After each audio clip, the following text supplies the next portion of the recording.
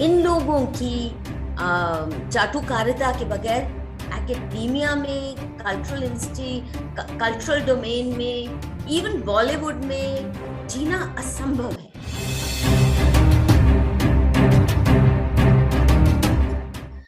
NGO शब्द जो है आपने कहा 3.3 मिलियन है। अब इसमें कौन कौन आता है?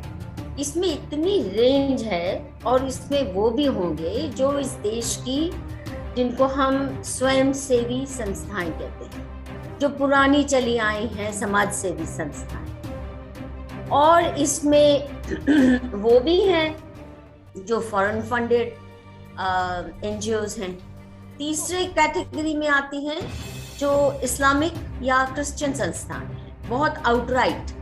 एक तो फॉरेन फंडेड एनजीओज हैं, उनके पीछे भी अक्सर क्रिश्चियन या इस्लामिक संस्थाएं रहती हैं, या दोनों भी मिलके रहती हैं। और दूसरे हैं जो स्पष्ट रूप से चर्च ही चलाती है, चाहे उनका नाम सेक्युलर।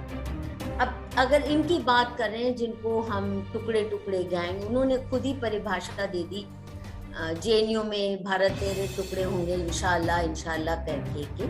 और हमें मालूम है कि अर्बन नक्सल्स भी उनके साथ मिले हैं, क्रिश्चियंस भी, क्योंकि अर्बन नक्सल्स का भी बहुत गहरा संबंध है क्रिश्चियन मिशनरीज के साथ। इनफैक्ट इनका बेस चर्चेज ही हैं, जहाँ पे भी चर्च प्लांटिंग बहुत तेजी से हुई है। जिस क्षेत्र में भी, वहाँ ही माओइस्ट इंसर्जेंसी, चाहे नॉर्थ ईस्ट में हो, चाहे मध्य भारत में, झारखंड या उड़ीसा में या छत्तीसगढ़ में, जहाँ जहाँ आपको दिखता है माओइस्ट इंसर्जेंसी, वहाँ चर्च का बहुत भयंकर रोल है। जैसे इस्लामिक संस्थाओं के साथ जुड़ जाते हैं सेसेशनिस्ट मूवमेंट, तेरे टुकड़े होंगे भारत, वो वाले। तो ये जो फॉरेन फंडेड हैं यहाँ इस देश से, उनका कोई अकाउंटेबिलिटी नहीं है इस देश के लोगों से भी। तो इन्होंने पूरी तरह से अगर नैरेटिव कैप्चर करके रखा है, इसके कई कारण। एक तो बहुत पैसा है, वो करोड़ों अरबों में खेलते हैं सब लोग, और भारत सरकार वो पैसे उन्हें लेने दे रही है।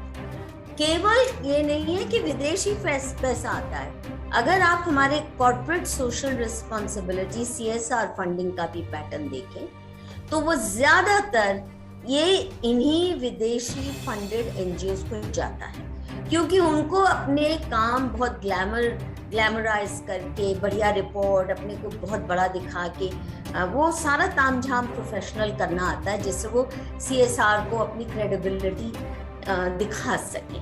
और इसलिए देश का पैसा भी उन्हीं को जाता है। टीवी भी देखिए, वो कभी अंधे बच्चों के नाम पर, कभी औरतों की प्रेगनेंसी के नाम पर वो पैसे इकट्ठे कर रहे हैं, टीवी पे एड्स करके, हमें 800 रुपया महीना दीजिए, हम इस बच्चे की आंख बचा लेंगे, हमें ये दीजिए तो हम वो कर लेंगे। और भारत सरकार ने इनको खुली छूट दिए रखी है। और यहाँ तक कि सारी संस्थाओं में, विशेषकर एजुकेशन संस्थाएं, जितनी शिक्षा संस्थान है, यूनिवर्सिटीज हैं, रिसर्च सेंटर्स हैं, कल्चरल इंस्टीट्यूशंस हैं, चाहे वो संगीत नाटक अकेडमी हो, स्कूल ऑफ ड्रामा हो, कुछ भी भारतीय जो इतिहास का क्यों कह रही हूँ, लिटरेरी बॉडीज हो, लिटरेरी साहित्यक मंच हो, यहाँ तक कि जो कल्चरल मंच हैं, जैसे संगीतकारों के, जैसे सहमत, CPM का आउटफिट है, बहुत हेविली फॉरेन फंडेड, सहमत और अनहद और ये करके, इन सब ने film makers, film stars, theatre stars, सबको अपने म्यूजिशियंस गाएंगे वो भक्ति गीत, हमारे क्लासिकल म्यूजिक के, पर सारे अर्बन नक्सल्स को और एक किस्म का जो नैरेटिव है हिंदू संस्कृति के खिलाफ में जाता, उसमें सपोर्ट करते हैं। पर इसलिए भी हुआ ना ये, क्योंकि सरकार ने एक तो केवल पैसा नहीं आने दिया, इनको सब संस्थाओं की, जो प्रीमियर संस्थाओं की पोजीशनिंग दे दी। सभी जगह ये बहुत इलीट इंस्टीट्यूशंस में प्रोफेसर हैं, गेट कीपर्स हैं, इन्हीं के माध्यम से अगली पीढ़ी स्टूडेंट्स की उनको नौकरी मिल सकती है, स्कॉलरशिप मिल सकती है, फेलोशिप मिल सकती है। तो इन लोगों की चाटुकारिता के बगैर एकेडेमिया में, कल्चरल डोमेन में, इवन बॉलीवुड में जीना असंभव है, बहुत बैकिंग है।